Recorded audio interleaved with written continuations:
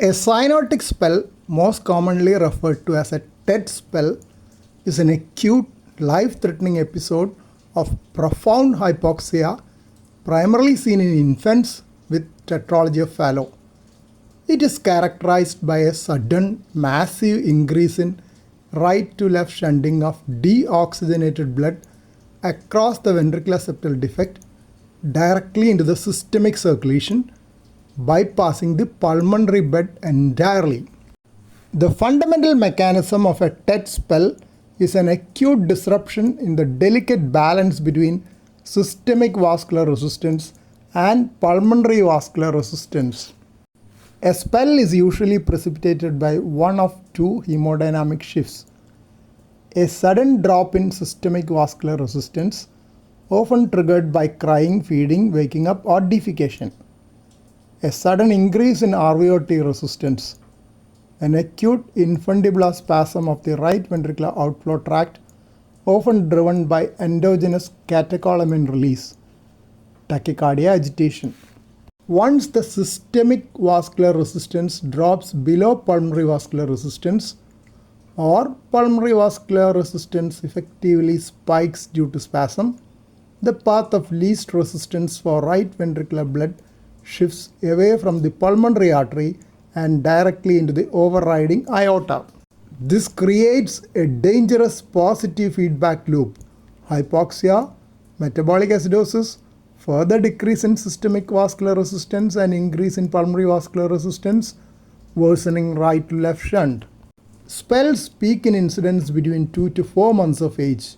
The classic presentation includes profound cyanosis of the skin, lips, and nail beds; hypopnea, rapid deep breathing as the respiratory center desperately attempts to compensate for the severe hypoxemia and acidosis; irritability and inconsolable crying, which can progress to lethargy, syncope, seizures, or cardiac arrest if the cycle is not broken.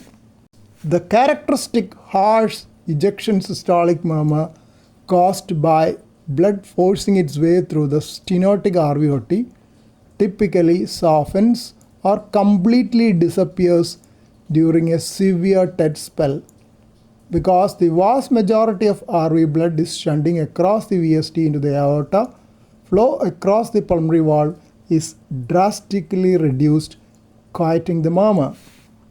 Breaking a TED spell requires immediate stepwise hemodynamic interventions aimed at increasing systemic vascular resistance, decreasing pulmonary vascular resistance, and relaxing the infundibular spasm. Knee chest positioning, immediate physical maneuver.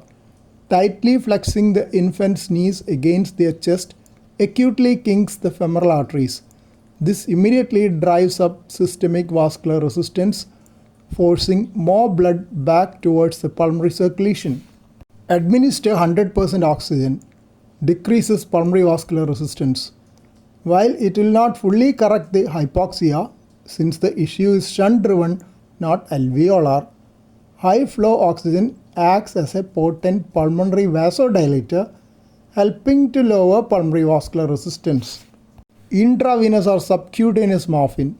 Morphine depresses the hyperactive respiratory center, stopping the hypopnea, provides sedation, and blunts the endogenous catecholamine surge, helping to relax the infundibular spasm.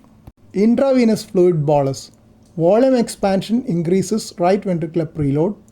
A fuller right ventricle mechanically stents open the hypercontractile RVOT, reducing the dynamic obstruction. Intravenous beta blockers. If the spell persists, beta blockade slows the heart rate, increasing diastolic filling time, and directly reduces the infundibular myocardial contractility, relieving the RVOT spasm. Vasopressors. Phenylephrine alpha agonist for refractory spells.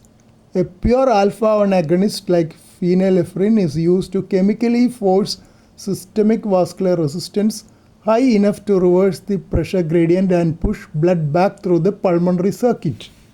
Options for refractory spells: induction of anesthesia, neuromuscular blockade, and mechanical ventilation. Veno-arterial ECMO.